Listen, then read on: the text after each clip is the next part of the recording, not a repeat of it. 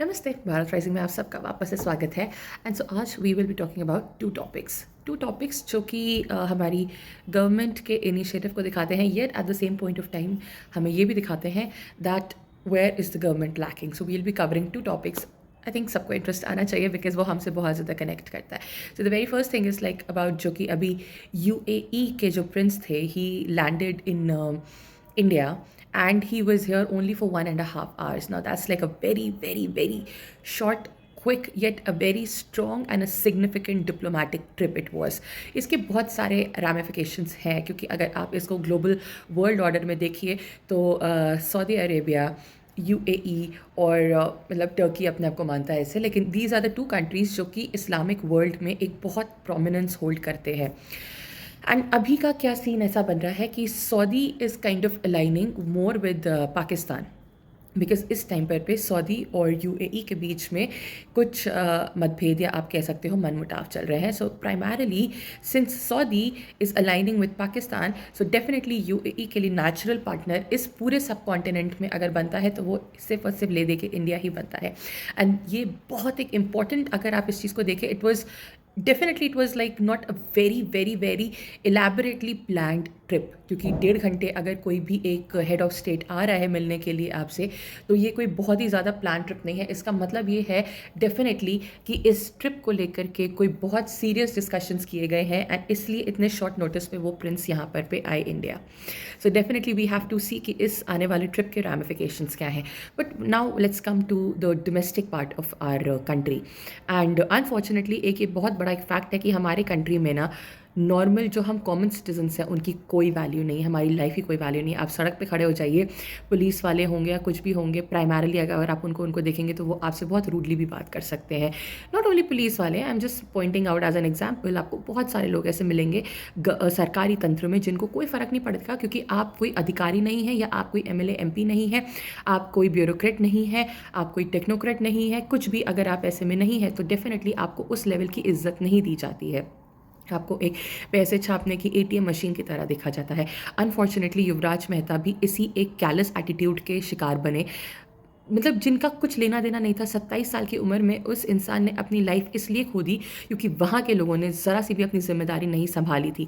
नोएडा में एक रात में फॉग में उनकी गाड़ी खाई में गिर गई और उन्होंने पुकारा, अपने फादर को कॉल किया, वो उनकी जान कोई नहीं बचाने आया। अगले दिन हाबड़ा दबड़ी में आकर के वहाँ पर पे बैरिकेडिंग करी गई, लोगों को वहाँ से भगाया गया कि ये वीडियो वायरल ना हो। ये एक कॉमन इंसान की लाइफ है इस कंट्री में। क्यों? गोंडा में पब्लिक हॉस्पिटल जो है वहाँ पर पे चूहे कूद रहे हैं आपके वार्ड्स के अंदर। डेफिनेटली मैं इस बात को हमेशा मानूंगी कि जो सीएम है उन्होंने अभी जो नोएडा अथॉरिटी के जो चेयरमैन हैं उनको निष्कासित कर दिया, नो डाउट अबाउट इट। लेकिन ये एक प्रिएम्प्टिव स्टेप होता ना अगर, तो ये हालात ऐसे आते ही नहीं।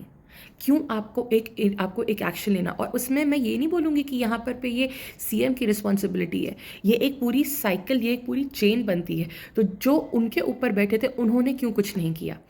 इस कंट्री में अकाउंटेबिलिटी क्यों नहीं है? यहाँ पे अथॉरिटी है, सबको अथॉरिटी चाहिए, but without any responsibility and without any accountability. और जब अकाउंटेबिलिटी के बिना, रिस्पॉन्सिबिलिटी के बिना अथॉरिटी होती है ना, तो यही हालात होते हैं जो आपको इस देश में दिख रहे हैं। क्योंकि सबको अपने साथ सत्ता चाहिए, सबको अपने साथ 10-12 गाड़ियाँ चाहिए, सबको अपने साथ पार्टी के झंडे चाहिए, सबको अपने साथ लोग चाहिए जो उनके आगे पीछे हटो हटो हटो हटो करके सर आ रहे हैं, ये हो रहा है वो हो रहा है, वीआईपी ट्रीटमेंट चाहिए, टोल पे उनको पैसे नहीं देने हैं। ये इस कंट्री के हालात हो चुके हैं। और सिंपल सी बात तो ये है कि यहाँ पर पे कोई भी अकाउंटेबिलिटी लेने के लिए तैयार है ही नहीं। हम सब होते हैं ना, हम सीधा, क्योंकि ठीक है हेड ऑफ द जो भी आपके स्टेट के आपका सीएम होगा, आप डेफिनेटली उनकी तरफ देखोगे और उनकी अकाउंटेबिलिटी बनती भी है। लेकिन जो एक चेन बनती है, जो एक चेन ऑफ रिस्पॉन्सिबिलिटी फॉलो होनी चाहिए होती है, वो इस कंट्री में क्यों नहीं एग्जिस्ट करती है? मेरा पूछना सिर्फ इतना सा है।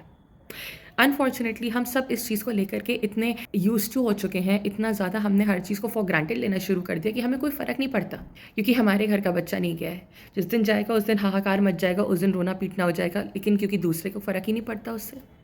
क्योंकि एज सिटीजन्स हम इस चीज़ को लेके इतने इनसेंसिटिव या इम्यून हो चुके हैं कि हमें कोई लेना देना ही नहीं है। जबकि it is high time now that instead of going और ये बोलने के लिए कि ये सरकार को हमें ये करके देना चाहिए, वो करके देना चाहिए, citizens should now unite. irrespective of any government, irrespective of any party affiliation you have, it is high time that people start raising their voices. अगर पीएम जाकर के ग्लोबल वर्ल्ड ऑर्डर के उसमें जाके ये दिखाना चाहते हैं ना कि हमारी कंट्री यहाँ से यहाँ पहुँच चुकी है, हम यहाँ पे यहाँ इकोनॉमिक ग्रोथ करें, उस इकोनॉमिक ग्रोथ का फ़ायदा क्या है कि जब तक कि वो ट्रिकल डाउन होकर के नहीं आ रहा, और जो आपके सेलेक्टेड लोग हैं या जो आपके तंत्र के लोग हैं, अगर वही आपके उस ऑर्डर के सबसे बड़े अड़ंगे बन रहे हैं, तो कोई भी इस डेवलपमेंट का मतलब नहीं है, क्योंकि वो डेवलपमेंट सिर्फ यहाँ तक पर्कुलेट नहीं हो रहा. Simple. So it's high time that this entire bureaucracy, this entire political system needs to be overhauled.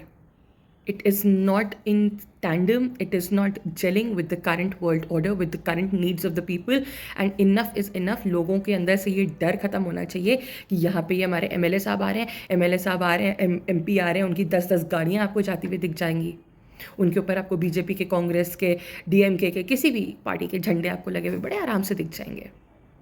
ये जो वीआईपी कल्चर और ये जो वीआईपी माइंडसेट है ना, जब तक कि ये इस देश से नहीं जाएगा ना, इस देश का कुछ भी भला नहीं होने वाला. क्योंकि हम लोग भी तो यही चाहते हैं कि हाँ, हमारे बच्चे पॉलिटिक्स में चले जाएं, या हमारे बच्चे ब्यूरोक्रेसी में चले जाएं, या यहाँ बन जाए या वहाँ बन जाए, क्योंकि उसके साथ सत्ता का सुख भोगना होता है. जब तक कि सत्ता का सुख भोगने की जो ये हमारे अंदर से इच्छा ये नहीं खत्म होगी ना, ये देश कहीं नहीं जाने वाला. एनी हाउ, सो प्लीज़ आप अपने थॉट्स, अपने कमेंट्स इस पर ज़रूर से शेयर करिएगा हमारे साथ. We would like to really hear कि what do you think, and yes definitely what do you think about the recent visit of the UAE prince in India. Thank you so much. Please continue with your support. We really need that, and we really appreciate that. Thank you so much. Continue watching. Do like, share, and subscribe to our channel. Bye bye.